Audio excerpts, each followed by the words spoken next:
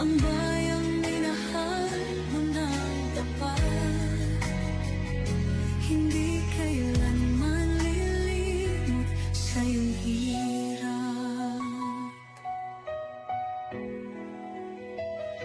Ilang taon mong isinakripisyo, kapayapaan, kaunlaran para sa Pilipino. Ngunit ngayon'y dinadala sa dayuhan, parang wala nang saysay ang paglaban.